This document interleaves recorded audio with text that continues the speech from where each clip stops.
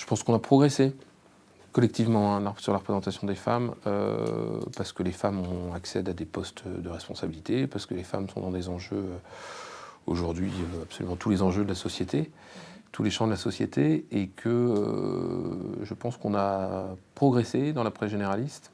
Alors peut-être que c'est une vue de l'esprit où voilà, on ne voit pas forcément ce qui ne va pas chez soi, mais je vois moins de sujets caricaturaux sur la place des femmes. Elles ne sont pas réduites à leurs conditions de femmes, mais plutôt à leurs conditions de personnalité ou de témoin, et pas forcément de femmes.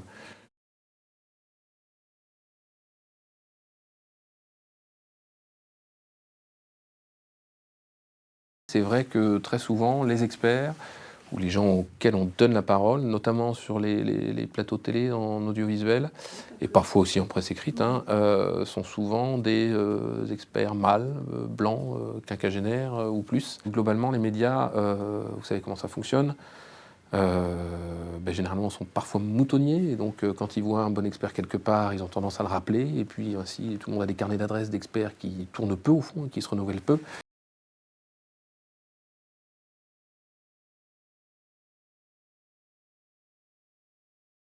On ne cherche pas tellement des guides d'experts ou des guides d'experts. On ne choisit pas nos experts dans les guides. Généralement, on regarde les publications universitaires, les tribunes quand on parle d'expertise.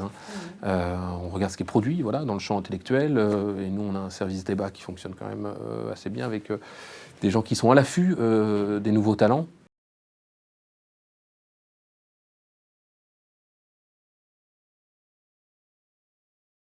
Parce qu'elle ne rentrait pas dans le cadre de cette enquête. Il y avait 2 profils féminins dans cette enquête. Il y avait Cynthia Fleury, mais qui pour le coup avait un rapport à l'argent qui était absolument très différent des autres, puisqu'elle ne se fait pas notamment pas rémunérée pour les conférences qu'elle fait. Donc j'ai hésité un moment à mettre Cynthia Fleury, et puis je me suis dit c'est pas trop raccord. Il y avait Caroline Fourest, on aurait pu la mettre, d'ailleurs je l'avais testé. Après on cherche aussi, pour le coup, dans un visuel de une comme ça, à ce que ce soit des profils assez identifiables, puisque là, ce n'est pas une photo, mais des dessins.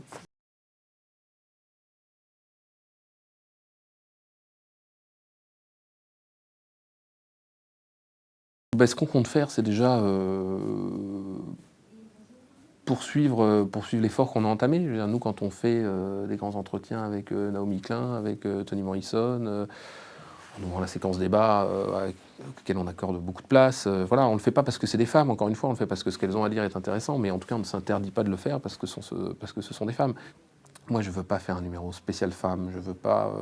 On ne fait pas de numéro anniversaire pour la journée de la femme. On ne fait pas. Pardon ? Ou la journée des droits des femmes, pardonnez-moi. Mais je ne vais pas faire passer de consignes en disant il faut 50% de femmes dans les experts ou 50% de femmes dans les sujets, parce que je ne pense pas que ça se joue comme ça.